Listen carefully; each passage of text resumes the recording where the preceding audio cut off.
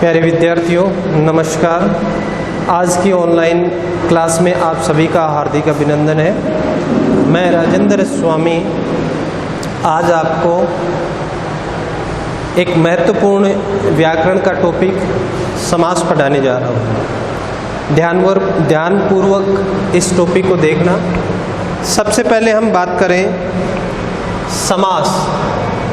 समास शब्द का क्या अभिप्राय है, समास शब्द कैसे बना है, इसके बारे में हम जानकारी प्राप्त कर लेते हैं। समास शब्द सम और आस से बना है। सम का मतलब होता है समयक या समान, और आस का मतलब होता है समीप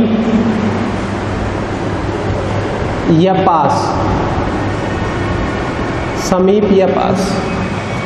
सम का मतलब समयक या समान, आस का मतलब होता है समीप या पास। यानी समान रूप से दो शब्द या दो पद एक जगह हो जाएं, मिल जाएं, उसको समास कहा जाता है। समास का भाषा में क्या महत्व है कि समास संक्षिप्तीकरण करने में सहायक है। किसी भाव या विचार को छोटा करने में सहायक है। शब्द रचना हिंदी में कई प्रकार से होती है।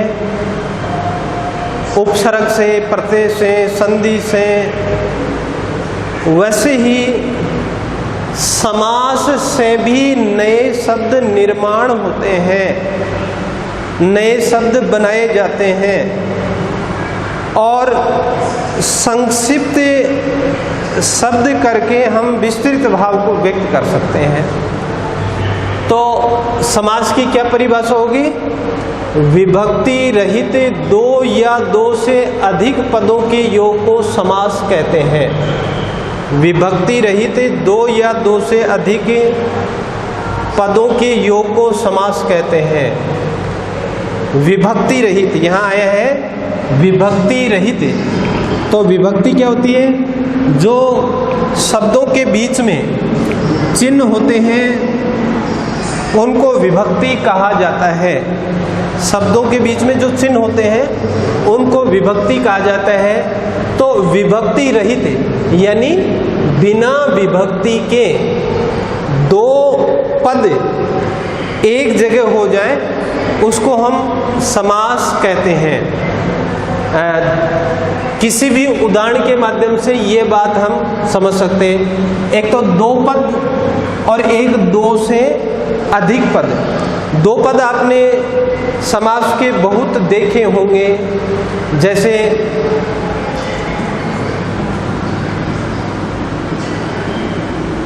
वन मानुष। अब इसमें एक पद है, वन है, और एक मानुष। अब इसके बीच में जो विभक्ति है वो लोप है, और इसका विग्रह करेंगे तो विग्रह करने पर हो जाएगा वन में रहने वाला मनुष्य। वन में रहने वाला मनुष्य, वन मानुष। तो बिना समास के तो हमें इतना लिखना पड़ेगा, जबकि इस भाव को व्यक्त करने के लिए हम इसका समास कर देंगे। ये तो है विग्रह, इसको तो कहा जाता है विग्रह। पृथक पृथक करने की प्रक्रिया कहलाती है विग्रह। और बीच में विभक्ति चिन्हों का लोप करके दोनों पदों को एक जगह लिख दिया जाता है, वो कहलाता है समास। ये समास है। अब इसमें दो पद हैं, ये वन पहला पद और मानुष दूसरा पद, प्रथम पद और द्वितीय पद। अब यहाँ परिभाषा में देखो है विभक्ति रहित दो या दो से अधिक। दो तो बहुत सारे सामासिक पदों में पद मिल जाएंगे, लेकिन दो से अधिक पदों के उदाहरणों को भी समझिए। जैसे तन, मन, धन। अब इसमें कितने पद हो गए? 1 2 3, दो से अधिक हो गए ना। अब इसका विग्रह करेंगे तो विग्रह क्या हो जाएगा? तन और मन और धन। तन और मन और धन, ये विग्रह हो गया। जैसे ये भी आते हैं मन, कर्म, वचन। तो इसका विग्रह क्या हो जाएगा? इसमें कितने पद है? 3 पद है। मन 1, कर्म 2, वचन 3। तो इसका विग्रह क्या होगा? मन और कर्म और वचन।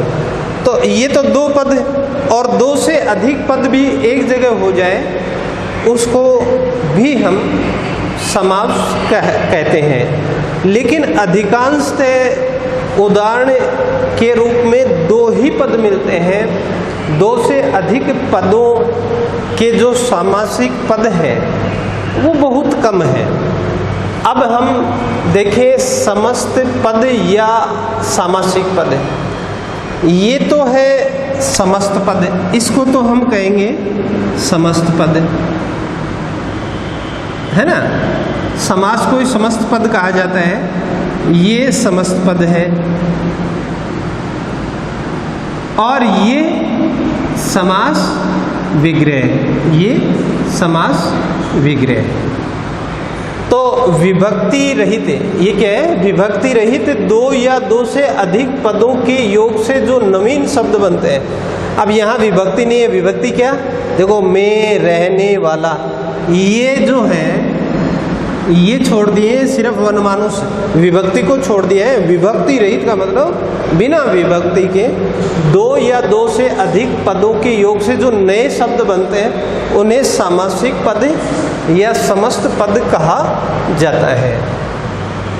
फिर समास विग्रह। समास विग्रह किसे कहते हैं? जब विभक्ति चिन्ह लगाकर समस्त पद पृथक पृथक कर दिए जाते हैं। अब ये देखो, ये जो एक जगह पद है इनको पृथक पृथक करने के लिए बीच में विभक्ति चिन्ह या विभक्ति पद लिख दिए हैं। वन मानुष है, बीच में रहने वाला, ये लिख दिए हैं। इसीलिए विग्रह किसे कहेंगे? जब विभक्ति चिन्ह लगाकर समस्त पद पृथक पृथक कर दिए जाते हैं उन्हें समास विग्रह कहा जाता है। तो सबसे पहले तो समास की परिभाषा, फिर समस्त पद या सामासिक पद क्या होते हैं, फिर समास विग्रह। इनको समझने के बाद में ही हम आगे के जो स्टेप है उसको समझ सकते हैं। अब कुछ उदाहरण देखिए। जैसे ये समस्त पद है, विभक्ति रहित समस्त पद क्या होता है? विभक्ति रहित 2 या 2 से अधिक पदों के योग को ये समस्त पद है। अब समस्त पद में भी एक पूर्व पद, पूर्व का मतलब पहला पद, उत्तर पद, बाद का पद। पहला पद तो राजा रानी, तो राजा तो है पहला पद, पूर्व पद, और रानी है उत्तर पद, दूसरा पद। अब इसका विग्रह क्या होगा? इसका विग्रह करने के लिए हम विभक्ति चिन्ह लिखेंगे, राजा और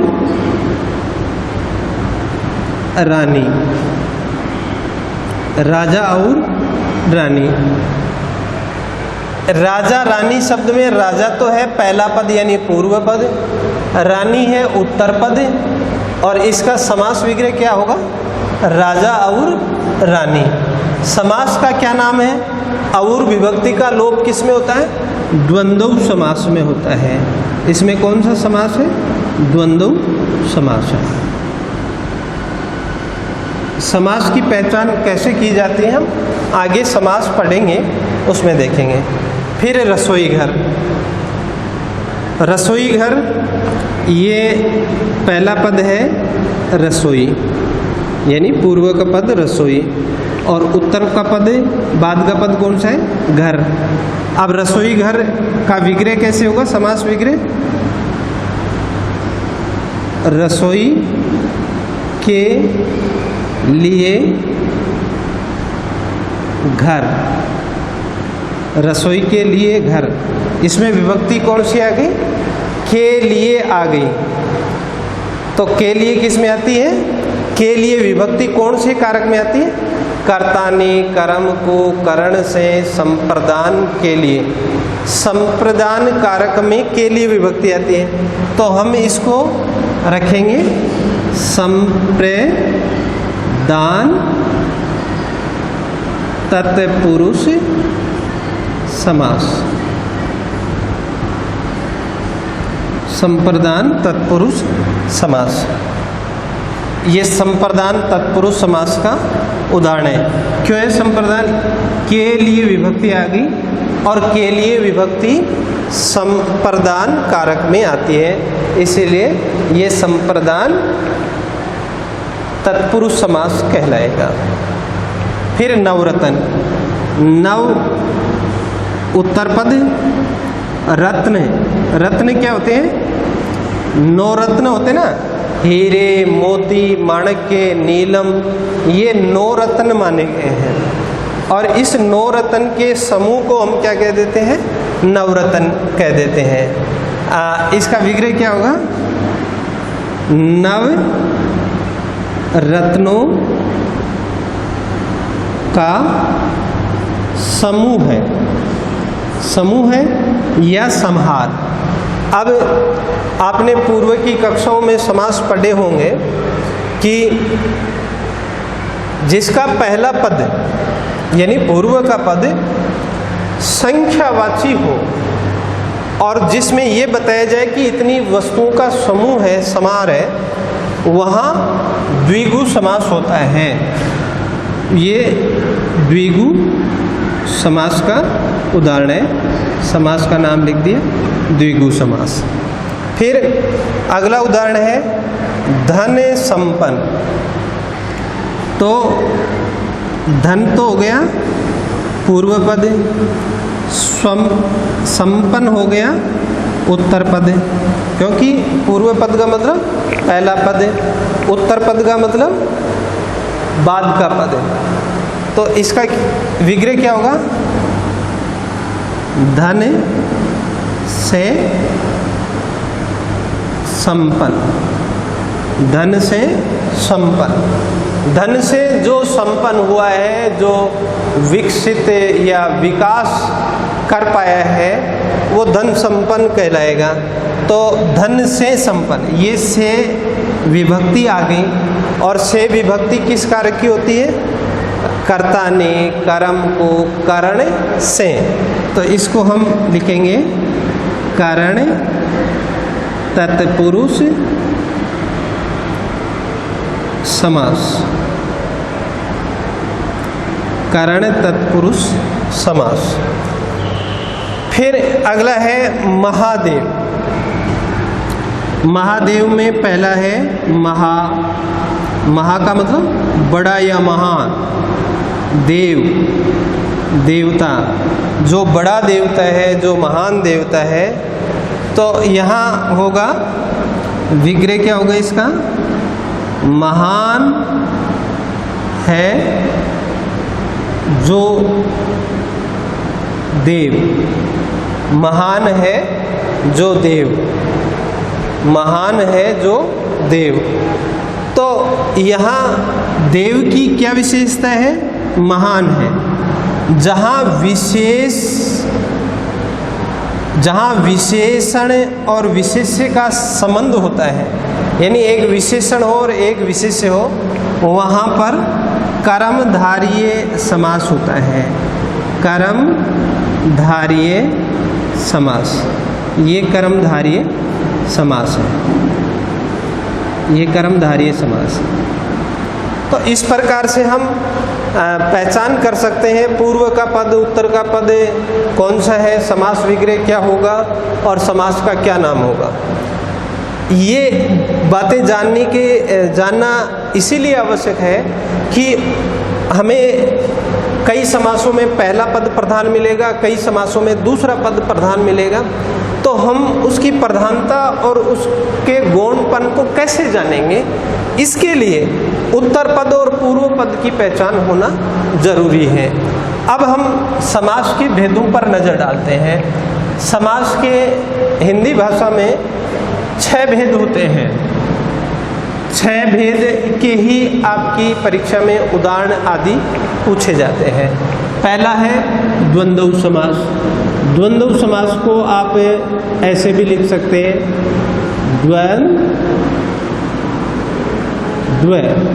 ये इसको हम द्वंद्व समास पढ़ेंगे। बहुब्रीहि समास, ये बहुब्रीहि समास। अब इसका क्रम मैंने इसीलिए रखा है क्योंकि द्वंद्व समास में दोनों पद प्रधान होते हैं, जबकि बहुब्रीहि में दोनों पद गौण होते हैं। ये क्रम इसीलिए बनाए हैं मैंने ताकि इस क्रम से याद करने में थोड़ी सुविधा होगी और मन में किसी प्रकार का कोई भ्रम पैदा नहीं होगा। इसीलिए इसी क्रम से हम पढ़ेंगे। द्विगु समास, द्विगु को हम ऐसे भी लिख सकते हैं, द्विगु समास। द्विगु समास में आपको पता ही है कि पहला पद संख्यावाची होता है।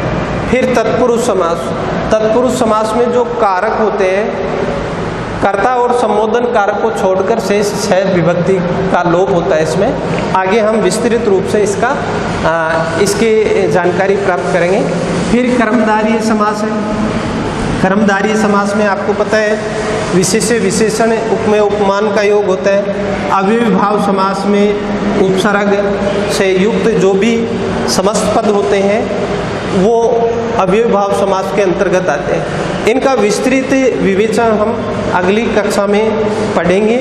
आज समास का इतना बिंदु ही हम पढ़ेंगे। अगली कक्षा में समास के हम 2 भेद पढ़ेंगे, द्वंद्व समास और बहुब्रीहि समास का। तो अगली कक्षा को अच्छी तरह ध्यान से पढ़िएगा क्योंकि ये महत्वपूर्ण टॉपिक है और निश्चित रूप से बोर्ड परीक्षा में प्रश्न पूछे जाते हैं। धन्यवाद। जय हिंद, जय भारत।